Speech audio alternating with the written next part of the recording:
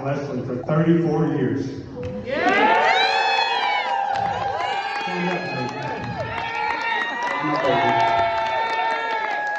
We got married at such a young age. I don't know how. Leslie was 17, I was 20. How I ever convinced this man sitting right here that I was going to take care of his baby girl is beyond me. But, Chief, it's been 34 years. I'm feeling pretty good about it. Yeah. Thank you, buddy. I love you. Leslie and I raised two sons.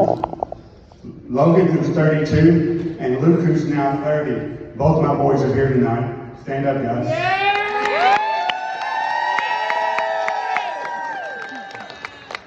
I was always a very active parent, not only chasing these guys around, but very competitive in everything that I did. I competed in recreational basketball, played on a fast pitch traveling softball team, and I fought and won karate championships all over the southern United States in my division.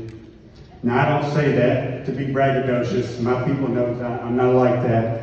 I say that to say this. Many of the guys I fought were more agile than me. Many of the guys I fought were stronger than me. But I never fought another guy that I thought wanted as bad as I did. Never underestimate the hillbilly within. You know, even up until I got to my late 30s and 40s, I was still a very, very active guy. Relatively good shape. I hadn't got full on dad bod or anything yet. I was very active. Oh my geez, seriously? He will never have a dad. But in 2009, I would go through what I will forever remember as the summer from hell. I remember. That summer, I began experiencing symptoms. Now, I thought was related to my epilepsy. I had been diagnosed with epilepsy as a little boy. But unlike when those symptoms accompanied a seizure, they didn't dissipate after a couple of days. In fact, it got extremely worse. I had these sensations where it felt like my eyes were simply just going to bulge out of my head. I was overcome with weakness, fatigue, confusion, having trouble walking without thinking about walking. It was just crazy. I even had these sensations where I felt like there was water running down my legs at times. That's crazy, right? Well, after about 2 months, those symptoms subsided. And I was never so grateful in my life. It was a tough time. Later that year, I would be diagnosed with relapsing remitting multiple sclerosis. And I remember distinctly being in the neurologist's office when he told me that I had MS. My wife Leslie was in the room with me. I'll be honest, I didn't know a great deal about this disease. I certainly didn't know there were multiple types. And what I did know about it scared me, you know. I had fear. Because my thought was, how am I going to do, how am I going to provide for my family? How am I going to continue to be that guy? And that's when the hillbilly spirit kicked in again. And I said, MS, we got to get something straight right out of the gate, me and you. You are not invading a willing vessel. And I'll fight you with everything that's inside of me. Yes.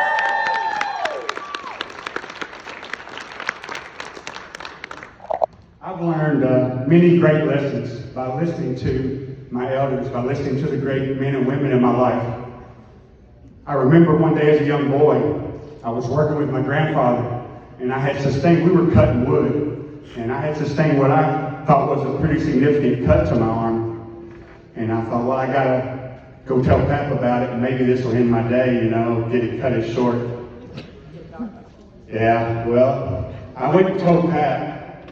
Pap was a decorated World War II veteran, and he was a fair, firm kind of guy. And I told him, I said, Pap, I'm injured. I've cut my hand pretty bad. You might want to check it out. And he drew a pen from his pocket.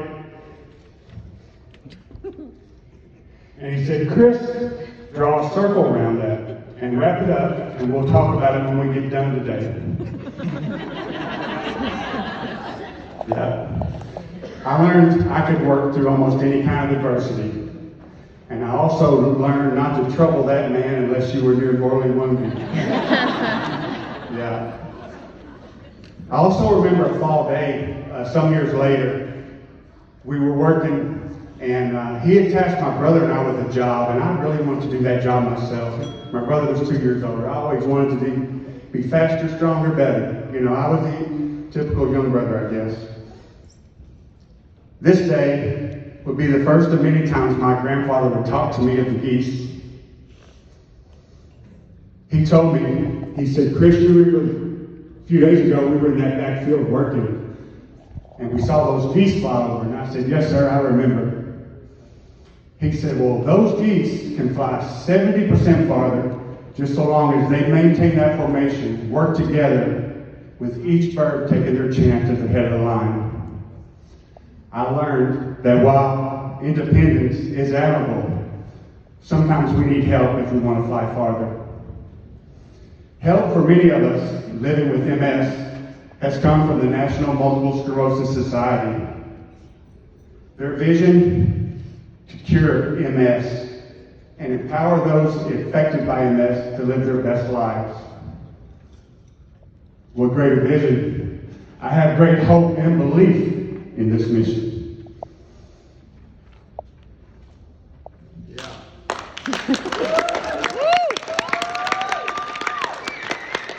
The society has contributed over $1 billion over the last 75 years to research. And what they offer is amazing for people living with MS. They have these MS navigators. Now here's a group of skilled professionals that can help you with just education, helping you find an insurance provider, helping you find a job. They have great wellness strategies, and something that's been a big benefit to me is their online library of educational programs. There are approximately 2.8 million people globally suffering from MS. In the United States, that number is just under 1 million people. And when you do the math, that's 0.3%. But ask anybody living with MS, that's 0.3% too many.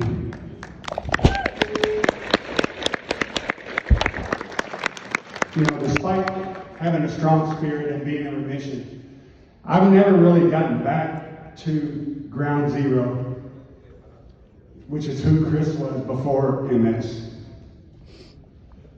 One of the more frustrating things for me is this: you get this MS fog, and I sometimes can't recall things quickly. And I was always very snappy that way. I was at my in-laws' pool a few weeks back, and I saw this hummingbird, man. He was just flying. He was putting on a show for me. And I couldn't recall the name of the freaking hummingbird, man. You know? So I'm just looking there, and after a few minutes, I'm like, man, that's one beautiful, vibrating, tiny bird. All I could do was laugh. I would much rather laugh than cry, wouldn't you? You know, I try not to worry too much and dwell on the future when you have something like this. And I try to draw on the great words of Mark Twain when he said, I've been through some terrible things in my life, some of which actually happened. And there are certain days when this disease beats me up. And honestly, I want to cry. I want to shout out.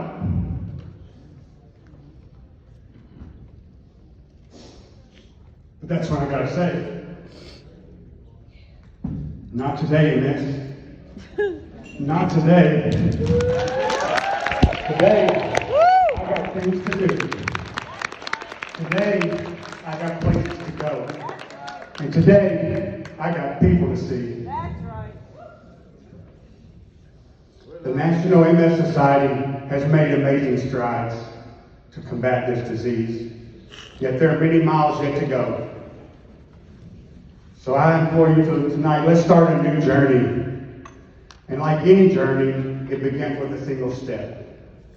You can help us take a step tonight by raising your paddles in just a few moments. I want to close with this. I implore you all to draw on the lessons I learned as a little boy when my grandfather talked to the geese. Let us come together and form the V. Let us fly high. Let us maintain the formation.